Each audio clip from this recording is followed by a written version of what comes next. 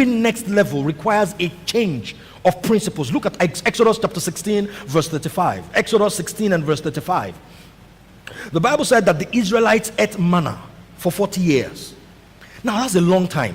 And there's some of us, the things we're doing right now, we've been doing them for such a long time. Like, let me say the way a friend of mine used to say it on campus. He used to say, that thing has mastered you. You've done it for so long. They ate manna for 40 years until they came to a land that was settled. They ate manna until they reached the border of Canaan. Now you need to understand, manna is a miracle. Manna came from God. Manna is the will of God. And they lived on a miracle for 40 years. Joshua chapter 5 and verse 12. This is the beautiful part of it. Joshua chapter 5 and verse 12. It says, the manna stopped the day after they ate the food from the land. There was no longer any manna for the Israelites, but that year they ate of the produce of Canaan. God did not call a meeting. God did not even tell Moses anything. The moment they tasted food from the next level, the provision of the previous level stopped. And the challenge with so many people, what we call crisis, is really because we were not prepared for the next level. Are you with me? Especially when what you are on right now, where your current level is a miracle job. You know, some people are wondering at times, when you got the job, you testified, God gave me this job. Two of us were competing for it, they picked only me. 5 years down the line, manna may stop. And the way you know manna has stopped is that what? Manna what? Stops. So let me tell you what the children of Israel used to do. They would wake up in the morning and go out and gather manna. Then they will come and prepare it, and they were very versatile. They did different things with manna, all right? Prepared it in different ways, okay? But you can't keep it till the next day, so they had to go out every morning. Now that was the principle. The discipline is to wake up and go out every morning, but manna would always be waiting for you. I need you to get this. Manna will always be waiting for you. You gather it in, and then on the sixth day, they gather double, okay?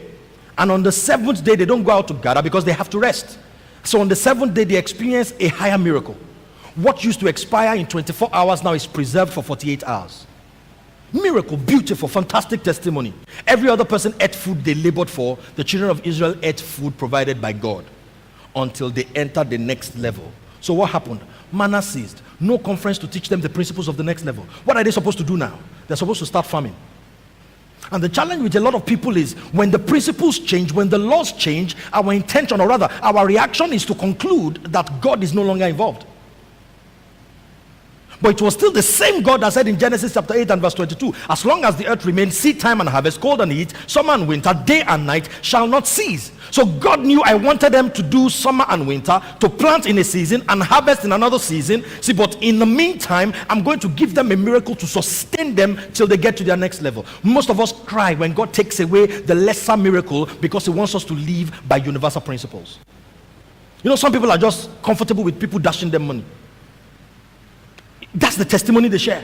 God just surprised me. Somebody just came and gave me. Another person just came and gave me. Another person just came and gave me. For example, there's a member of this church, I covet his testimony.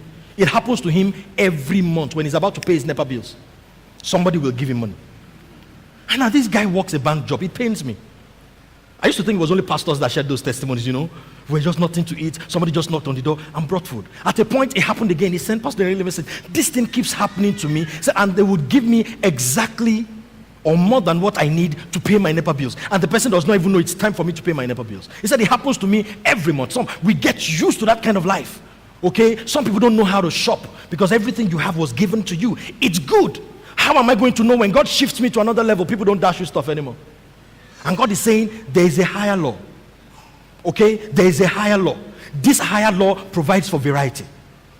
You can move from manna to different foods, carbohydrates, mineral salts, and different flavors in your mouth. You know, they complain about the manna. Say, as a matter of fact, the name manna actually means, what's this? Say, it tasted like coriander seed. It was wafers. It was the same thing every day. God says, you want variety, then you've got to operate by a higher law. You've got to learn to now gather seeds, plant, weed, wait for your harvest. After you harvest, process it. These are a higher level of principles they were going to live by, and God said nothing. Ask your neighbor for me, as your manna ceased. He'll see.